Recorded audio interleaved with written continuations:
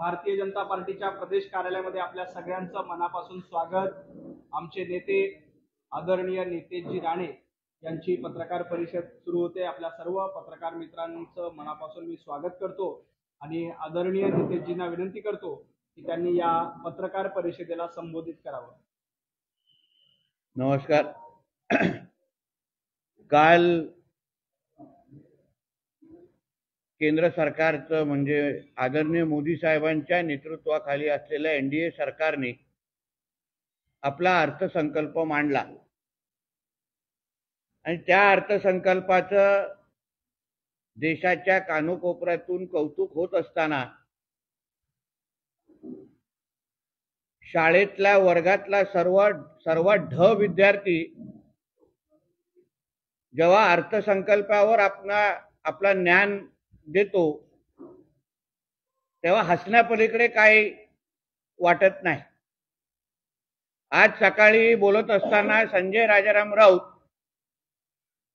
हा त्याच्या स्वतःला आणि त्याच्या मालकाला बजेट किती कळला आणि ह्या बजेटमध्ये महाराष्ट्रावर कसा अन्याय झालं हे सांगणारा कोण आहे तर अशा मालकाचा कामगार जो जाहीर कार्यक्रमामध्ये देशाच्या सगळ्या उद्योगपतींच्या समोर देशांच्या अर्थमंत्र्यांच्या समोर हे कबूल करतो की मला बजेटचं काहीच कळत नाही, मी ढ आहे, हे तो उद्धव ठाकरेंनी जाहीर कार्यक्रमामध्ये स्वीकारलेला आहे। बजेट आल्यानंतर कोणी त्यांना प्रतिक्रिया विचारलीच तर गरीबाला गरीब करणारा आणि श्रीमंताला श्रीमंत करणारा बजेट असंच माझं उत्तर असतं, असं छातीठोक पद्धतीने उद्धव ठाकरेंनी स्वतःच एका कार्यक्रमामध्ये सांगितलेलं। आणि म्हणून जेव्हा त्याच्या वर्गातला त्याचा कामगार किंवा त्याच्या कंपनीतला त्याचा कामगार जेव्हा अर्थसंकल्पामध्ये आम्हाला एवढं कळलं आणि महाराष्ट्राला एवढा अन्याय झाला, महाराष्ट्रावर एवढा अन्याय झाला जेव्हा तो सांगतो तेव्हा खरंच त्याच्या अकलेची क्यू करण्यासारखी वाटते। काल आमचे आदरणीय देवेंद्र फडणवीस साहेब हे नेहमीप्रमाणे अर्थसंकल्प ऐकत असताना आणि मुद्दे नोंदवत असतानाचा त्यांचा एक फोटो प्रकाशित झाला जे जर अर्थसंकल्प बजेट नंतर आपल्याला पाहायला मिळतो। कारण का अर्थसंकल्प कसा मांडावा, अर्थसंकल्पाचे छोट्यातले छोटे धागेदोरे काय असतात हे आदरणीय देवेंद्र फडणवीसजींना बरेपैकी समजतं।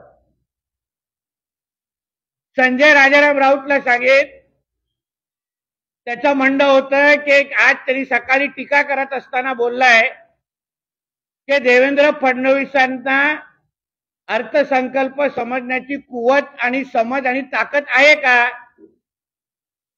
त्या बावळट आणि ढ माणसाला मी सांगेन, चल तुला मी आवाहन करतो, मी एक हॉल बुक करतो मुंबईतला कुठला तरी, तू आणि तुझा मालक बंटी आणि बबली दोघंही या, आमचे देवेंद्र फडणवीस व्यासपीठावर बसतील तुमच्या बरोबर आणि कालच्या झालेल्या बजेट आणि अर्थसंकल्पामध्ये तुम्हाला दोघांना काय कळलं हे तुम्ही मांडायचं आणि बाजूने देवेंद्र फडणवीस साहेबांनी महाराष्ट्राला या अर्थसंकल्पामधून काय भेटलं हे त्यांनी मांडावं। तुझ्या ढोंगणात ताकद असेल, राजाराम राऊतचा पुत्र असशील तर आव्हान स्वीकार, हिम्मत असेल तर, नाहीतर आम्हाला काय समजायचं तर आम्ही अजूनपर्यंत समजून गेलेलो आहे तुझ्याबद्दल आणि तुझ्या मालकाबद्दल, नवीन सांगण्याची काही गरज नाही। आदरणीय देवेंद्र फडणवीस साहेबांनी अर्थसंकल्पावर एक पुस्तक काढलेलं, पुस्तक आपण सगळ्या जणांनी वाचलं असेल। आजही आमच्याकडे हे पुस्तक आहे ज्याला अर्थसंकल्प समजायचा आहे त्यांनी हे पुस्तक वाचावं. संजय राजाराम राऊतला सांगेन, तुला आणि तुझ्या मालकासाठी मी स्वतः हे पुस्तक पाठवतो, किंवा तुला पाहिजे असेल तर सामना आणि मातोश्रीवर मी घेऊन येतो, स्वतः हातात देतो तुझ्या. वेळ काढून जरा वाचा. अर्थसंकल्प कशाला म्हणतात, काय म्हणतात, अर्थसंकल्प कसा मांडला जातो, त्याचे धागेदोरे काय आहेत, आणि मगच आपलं थोबाड अर्थसंकल्प या विषयावर उघडावं. अजून एक विषय त्यांनी त्या पत्रकार परिषदेमध्ये मांडला की आदरणीय अमित शाह साहेबांच्या मनात हे फडणवीस साहेब नाही आहेत, असा जावई शोध यांनी काढलेला आहे. आता दुसऱ्यांच्या बारशावर जाऊन पेढे खाण्याची याला जुनी सवय आहे, काय नवीन नाही. दुसऱ्यांच्या घरामध्ये नाक टोचणं, दुसऱ्यांच्या घरात काय चाललंय हे बघणं, हे चांगलं माहिती आहे. त्याचं उत्तम उदाहरण ती डॉक्टर महिला आहे. आणि म्हणून आमच्या अमित शाह साहेबांच्या मनामध्ये काय आहे ह्याची चिंता करण्या अगोदर तुझा जो मालक मातोश्रीमध्ये बसतो त्याच्या मनात नेमकं मुख्यमंत्री म्हणजे म्हणून कोण आहे हे पहिलं समजून घे आणि विचार करा त्याला. रश्मी ठाकरे आहेत की आदित्य ठाकरे आहे मुख्यमंत्री म्हणून, ह्याचं पहिलं उत्तर त्याला जाऊन विचार. आणि मग आमच्या नेत्यांच्या मनात काय आहे ह्याच्यामध्ये नाक टाकत बस, एवढं त्या निमित्ताने सांगेन. मनोज जरांगे पाटील यांनी आपलं उपोषण स्थगित केलंय. त्यांनी देवेंद्र फडणवीसांवर टीका केली आहे. अटकवारांचा डाव हा फडणवीस यांनी रचलेला आहे. न्याय गृह विभाग फडणवीस यांच्याकडे आहे. न्यायाधीश पण हे फडणवीसांचे नातेवाईक आहे. राज्यामध्ये कोणी तो फसवणुकीचा गुन्हा आहे माझ्या माहितीप्रमाणे. फसवणूक कोणाची तरी कुठेतरी झालेली आहे, त्या अनुसार कायद्याच्या अनुसार तो गुन्हा दाखल झालेला आहे. राज्यात आणि देशात कोणीही कोणाची फसवणूक केली तर त्या संबंधित कायदे आणि नियम आहेत. मग त्याच्यामध्ये गृहमंत्री आणि एका व्यक्तीचा कधीच कुठं हात नसतो. म्हणून फसवणूक का झाली, कोणी केली ह्याचा पहिला तपास होईल आणि मग त्या संबंधित कारवाई होईल. त्यासाठी घाबरण्याची गरज नाही अगर फसवणूक केली नसेल तर. कोणी मी बघितलं नाही हो. आता त्यांनी नेमकं काय तिथे बसून केलेलं आहे.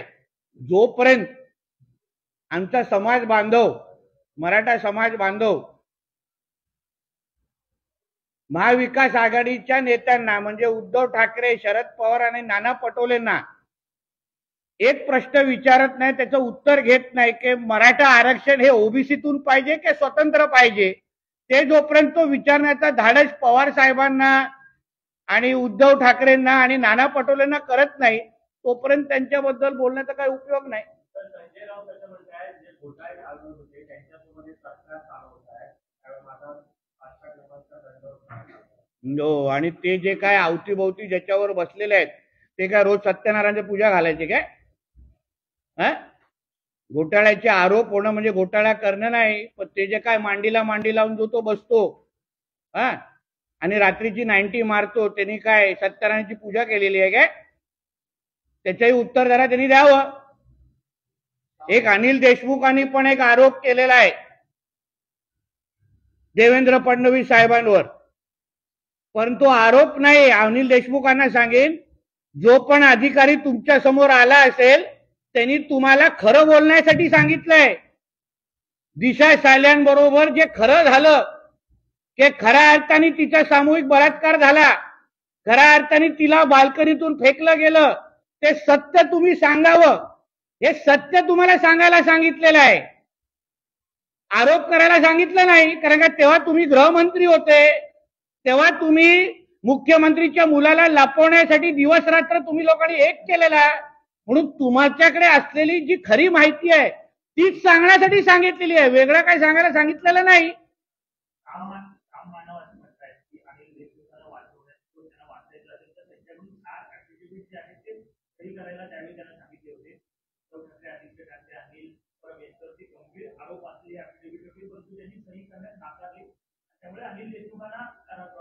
म्हणून म्हणजे अनिल देशमुखांनी गुन्हेगारांना आणि चोरांना मदत केली. जी सत्य बाजू आहे दिशा सालियान आणि सुशांत सिंग राजपूतच्या केसमध्ये, ते सत्य सांगायला सांगितलं. सांगा, आदित्य ठाकरे जिथे सामूहिक बलात्कार झाला तिथे आदित्य ठाकरे होता का? आदित्य ठाकरेच्या जवळच्या निकटवर्य लोकांनी तिला बाल्कनीतून फेकलं का? आदित्य ठाकरे आणि दिशा सालियानचा मोबाईल टॉवर लोकेशन 8 तारीखला एकच होता का? हे सत्यच सांगायला सांगितलं ना. मग त्याच्यामध्ये आरोप कुठे झालेला आहे? त्याच्यामध्ये सनसनाटी काय आहे? आज मी बातम्या सनसनाटी आहे. सनसनाटी काय? त्याला खरं सांगायला सांगितलं आणि देशमुखांना खरं सांगून टाका ना. कशाला एवढं वाचवता? दिशा सालियान काय तुमच्या घरातली मुलगी असती तर चाललं असतं का? असंच लपलपी केलं असतं का? हा प्रश्नाचं उत्तर जरी तरी द्यावं. तुम्ही एक जबाबदार नेते आहात महाराष्ट्राचे, तसं खरं सांगण्याची हिंमत ठेवली पाहिजे. कुठेही देवेंद्र फडणवीस यांना कशाला आणता? संजय राऊत नीटच्या परीक्षेवरून म्हणतात की न्यायालयाच्या पाठिंब्याने बेकायदेशीर सरकार महाराष्ट्र चालवतात, त्यांना नीट संदर्भात काय? त्याला नीट हा विषय कळलेला आहे का? पहिला विचारा. पहिलं त्याच्या कुवतीच्या बाहेरचा विषय आहे. तो पहिला प्रश्न त्याला विचारा, मग पुढचं उत्तर मी त्याला देतो.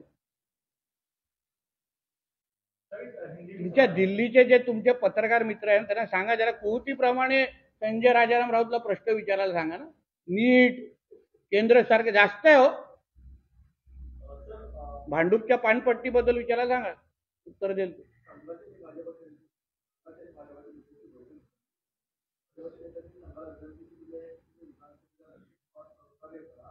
तुमच्या चॅनलच्या अंतर्गत बैठकी होतात त्याची माहिती तुम्ही आम्हाला देणार का? त्याच्यानंतर हा प्रश्न विचारा. आप हिंदी में पूछिए ना.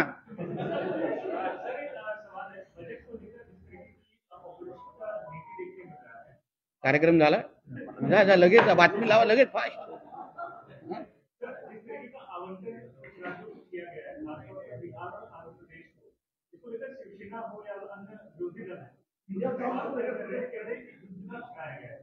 देखिए, ऐसा है कि बेसिक विषय उनको पूछना चाहिए.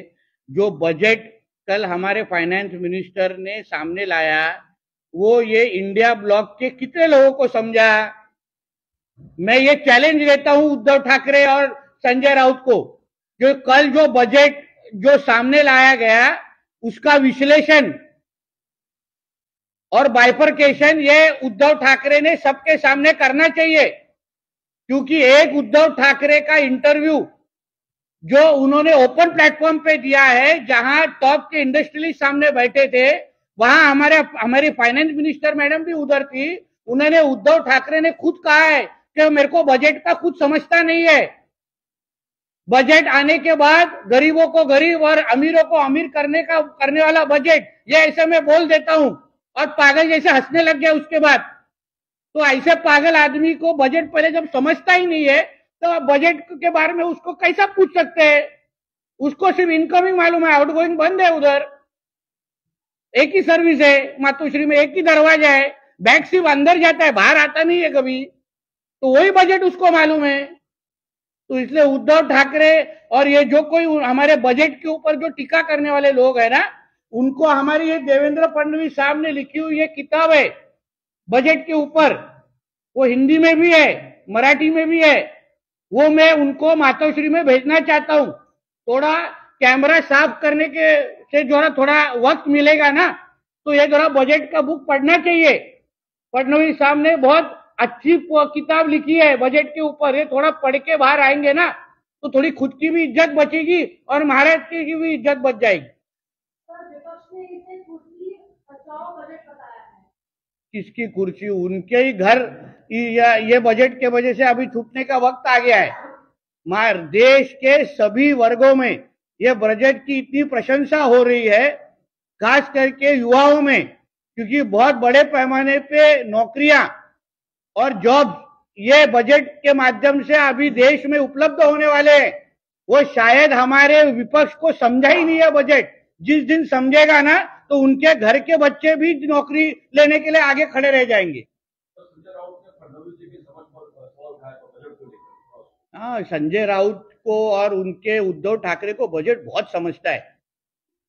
शायद हमारे फाइनेंस मिनिस्टर से ज्यादा समझता है, इसलिए मैं उनको विनंती करूंगा, आपके माध्यम से करूंगा कि उन्होंने एक ओपन प्लेटफॉर्म पे आना चाहिए तो हॉल में बुक करता हूं, और एक तरफ उद्धव ठाकरे और संजय राउत जी को बिठाओ और दूसरे तरफ हमारे फडणवीस साहब को बिठाइए, और बजट क्या है, क्या क्या वो बजट में मिला है नहीं मिला है, वो पूछने की और समझने की हिम्मत उन्होंने दिखानी चाहिए।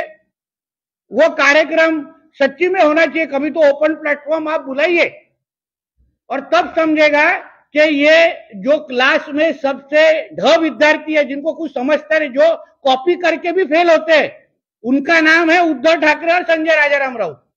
उनको हाथ में बुक देंगे ना और एग्जाम में बोलेंगे कॉपी करके तो पास हो जा भाई, वो भी फेल हो जाएंगे।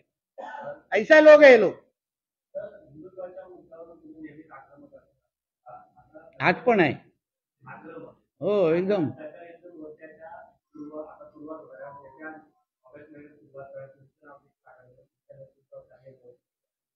बघा असं आहे, आमचं हिंदुत्वाचं सरकार आहे, आमचा मूळ अजेंडाच हिंदुत्वाचा आहे आणि हिंदुत्व ह्या विषयावर कुठलीही तडजोड नाही, ही आम्ही पहिल्या दिवसापासून बोलतोय आणि शेवटपर्यंत बोलणार आहे। म्हणून हिंदुत्व ह्या विषयावर राज्यामध्ये जिथे जिथे गरज लागेल तिथे आम्ही सगळे कार्यकर्ते म्हणून, हिंदुत्वादी विचारचे कार्यकर्ते म्हणून रस्त्यावर उतरण्यासाठी कालही तयार होतो आणि उद्याही असणार। म्हणून ते जेव्हा जेव्हा ते विषय घडतील, कारण का ह्या जिहाद्यांची काय भागामध्ये खूप मस्ती वाढलेली आहे, विशालगड असो किंवा अन्य भागांमध्ये लँड जिहाद, लव जिहाद, हे सगळे विषय फार हिंमत वाढलेली आहे। यांना वाटतं 2-4 खासदार निवडून आले म्हणजे काय इथे इस्लामीकरण आणि हिरवीकरण मोठ्या प्रमाणामध्ये राज्यामध्ये करण्याची यांची ताकद वाढली आहे। यांची कमर तोडण्यासाठी आता परत आम्ही रस्त्यावर उतरण्यासाठी सज्ज झालेलो आहे।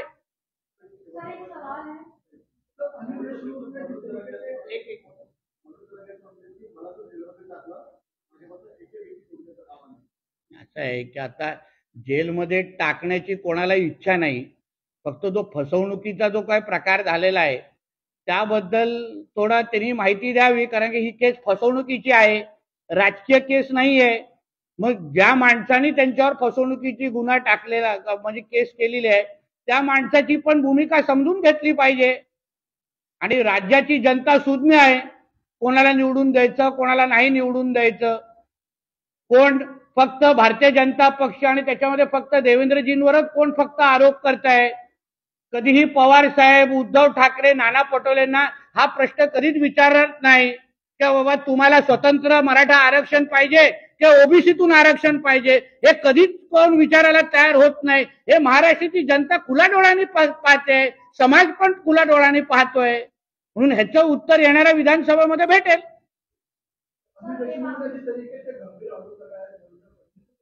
देखिए ऐसा है, अनिल देशमुख जी को जो कोई अप्रोच किया था एफिडेविट लेके, उनको सच बोलने को कहा था। दिशा सालियान और सुशांत सिंह राजपूत में जो आदित्य ठाकरे का इन्वॉल्वमेंट है, उनका मोबाइल टावर लोकेशन उधर है, और तभी अनिल देशमुख खुद होम मिनिस्टर थे, उनके अंडर का डिपार्टमेंट ने ये पूरा कवर अप किया था, सीबीआई को उधर आने नहीं दिया था। तो जो फैक्ट, जो सच्चाई उनको मालूम है वही सच्चाई बोलने को कहा था, उसमें आरोप किधर करने को बोला, उसमें देवेंद्र फडणवीस साहब का इन्वॉल्वमेंट क्या है। एज अ होम मिनिस्टर उनके टेन्योर में अगर ऐसा कोई बड़ी केस होती है तो उसके बारे में आप डिपार्टमेंट को और सबको सच बताइए। अगर सच बताने के लिए अगर कोई बोल रहा होगा तो उसमें किसी के ऊपर आरोप करने की जरूरत क्या है। अनिल देशमुख जी अगर एक जिम्मेदार मंत्री थे, जिम्मेदार नेता है, तो उन्होंने इस बात का सच बताना चाहिए। दिशा सालियान अगर उनके कोई घर की बेटी होती तो भी ऐसा छुपाते क्या। तो इसमें कुछ भी सनसनाटी ऐसा कुछ नहीं है, उनको सिर्फ सच बताने को बोला है, उन्होंने सच बताना चाहिए हिम्मत दिखा के। उद्धव ठाकरे और आदित्य ठाकरे को क्यों बचा रहे। कनाडा में एक बार फिर हिंदू मंदिरों को नुकसान पहुंचाया है, आपत्तिजनक नुकसान। देखिए ऐसा है, इंटरनेशनल स्टेज पे, अंतर्राष्ट्रीय पे बहुत जगह पे इस तरीके से हिंदुओं को टारगेट करने का काम ये इस्लामिक और जिहादी फोर्स के माध्यम से हो रहा है।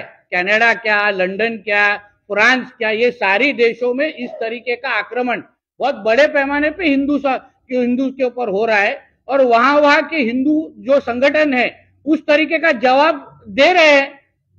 इसलिए तो हम लोग देश के हिंदुओं को सतर्क कर रहे हैं ना कि जो वहां के सरकार, आज देखो यूनाइटेड किंगडम में गलत सरकार चुन के आई, किस तरीके से उधर हालत हो रही है। फ्रांस में फार लेफ्ट की सरकार चुन के आई, वहां के हिंदुओं को और क्या उनकी हालत हो रही है। उसी तरीके का विषय भारत में हो सकता था अगर नरेंद्र मोदी जी चुन के नहीं आते तो, क्योंकि राहुल गांधी और इंडिया ब्लॉक ये इस इंटरनेशनल फोर्स से जो हिंदुओं के खिलाफ काम कर रहे, उनके साथ हाथ मिला के काम करने वाले लोग हैं।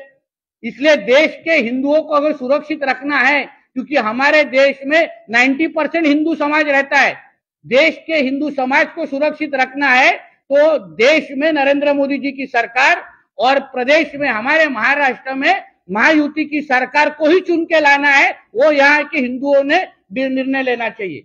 आचार्य कॉलेज में ड्रेस कोड लागू होने के बाद जो मुस्लिम छात्राएं थी उन्होंने रिजाइन दे दिया है और उन्होंने कहा है कि मुस्लिम समाज को टारगेट किया जा रहा है, इसीलिए कॉलेज में ड्रेस कोड लागू किया गया है।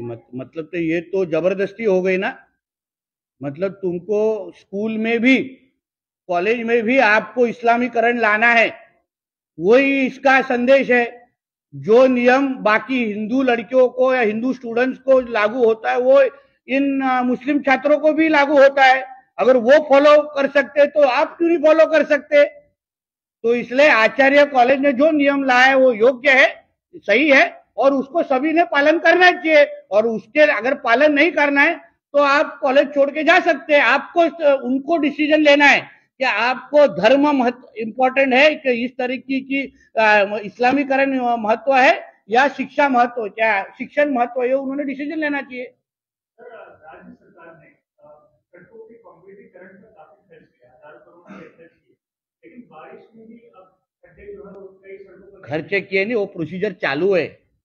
इतने 25-30 साल से जब भी उद्धव ठाकरे का बीएमसी था तभी ऐसा कुछ हम लोग के सरकार ने कॉन्क्रीटिंग करने का निर्णय लिया, मगर वो क्या एक दिन में बनेगा नहीं कॉन्क्रीटीकरण। उसके लिए 1-2 बारी जाना पड़ेगा, उसके लिए थोड़ा पेशेंस रखना पड़ेगा, है कि नहीं। एक दिन में पूरा ताजमहल खड़ा नहीं होता है।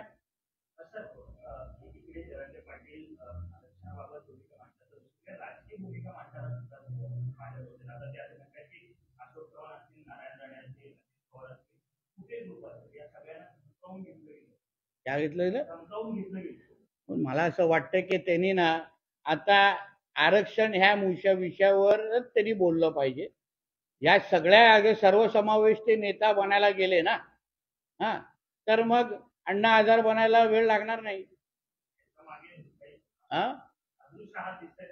अदृश्य हात कसे, म्हणजे पवार साहेब आणि हे सगळे आहेत ना मागे, अदृश्य नाही दृश्य आहेत, दिसतंय हे, दुसरं काय नाही। ज्या अर्थी फक्त आमच्या फडणवीस साहेबांना टार्गेट करणं, मला म्हणून मी वारंवार सांगतो, ज्या दिवशी जरंगे पाटील ह्याचं उत्तर देतील की तुम्हाला मराठा आरक्षण स्वतंत्र पाहिजे की ओबीसीतून पाहिजे, आणि हा प्रश्न पवार साहेबांना, उद्धवजी ठाकरेंना आणि नाना पटोलेंना जाहीर विचारण्याची हिंमत ठेवतील ना, तेव्हा त्यांच्या आंदोलनाला आणि मुद्द्यांवर महत्व आहे।